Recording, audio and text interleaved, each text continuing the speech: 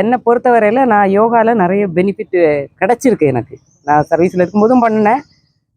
Sir சொன்ன மாதிரி அந்த varicose vein for all working employees அந்த வெரிகோஸ் வெயின் ப்ராப்ளம் வரும். அது எனக்கு இதில் சார் வந்து முதல் 1 வருஷத்தில் இந்த சென்டருக்கு நான் வந்து அது எனக்கு குணமாச்சு. அதுக்கப்புறம் அந்த கன்சிஸ்டன்சின்னு ஒன்று சொன்னார் இல்லையா சாரு, அது கொஞ்சம் சின்னதாக கொஞ்சம் பிரேக் ஆச்சு. அது டியூ டு அந்த குழந்தைங்க பேர குழந்தைங்க அந்த ஒரு அஃபெக்ஷனில் கொஞ்சம் டிஸ்டர்ப் ஆச்சு. இன்னொன்று எனக்கு இந்த டயபெட்டிக் இருந்துக்கிட்டே இருந்தது. நான் யோகா விட்டதுனால கிடைச்ச மைனஸ் வந்து அந்த சுகர் வந்து டயபெட்டிக் இது வந்து கண்ட்ரோல் ஆக மாட்டேங்குது. அதோட சைடு எஃபெக்ட்ஸ் எல்லாமே கொஞ்சம் கொஞ்சமாக ஆரம்பிக்குது. So I feel for all problems yoga ஒன்று தான் தி பெஸ்ட் சொல்யூஷன் அப்படிங்கிறத நான் ரியலைஸ் பண்ணிட்டு சார் சொன்ன மாதிரி திரும்பி வந்துட்டேன் சொல்லு. ஆனா அப்படியே வரல, கொஞ்சம் ப்ராப்ளத்தோட வந்திருக்கேன். நீங்க தான் அதை சொல்யூஷன் சார்ட் அவுட் பண்ணி கொடுக்கணும் அப்படின்னு சொல்லி திருப்பியும் வந்துட்டேன். நான் மைண்ட் அண்ட் சோல் வந்து எல்லாத்தையுமே பீட் பண்ணும். ஃபிசிக்கல் ஹெல்த் இம்ப்ரூவ் ஆகும், மைண்டு காம் ஆகும். அப்போ சார் சொன்ன மாதிரி நம்ம நினைச்சதை சாதிக்கலாம். நீங்க என்ன எய்ம் வச்சிருக்கீங்களோ அதை சாதிக்கிறதுக்கு இந்த யோகா ஒரு பெஸ்ட் மெடிசின். எல்லா இதையும் விட என்னோட அனுபவத்திலையும் சரி, அவங்க அந்த யோகா மாஸ்டர்கள் சொல்றதும் அதுதான்.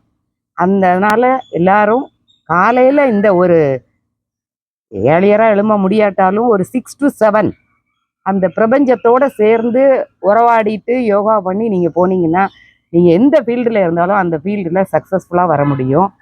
எந்த ப்ராப்ளமாக இருந்தாலும் பார்த்துக்கலாம் முடியும் அப்படிங்கிற அந்த ஒரு கான்ஃபிடென்ட், செல்ஃப் கான்ஃபிடென்ட் கண்டிப்பாக வரும். அதனால திருப்பியும் மீண்டும் இங்கேயே வந்துட்டேன். சாரோட இதில் இன்னும் ரெகுலராக வரணுங்கிற ஒரு ஆசை இருக்குது. சார் சொன்னார், ஆனால் நான் ஒன்றுமே சொல்லலை. எனக்கு என்ன ப்ராப்ளம்னு சார் சொல்லலை. அவர் பார்த்த உடனே எனக்கு எல்லாம் சொல்லிட்டாரு.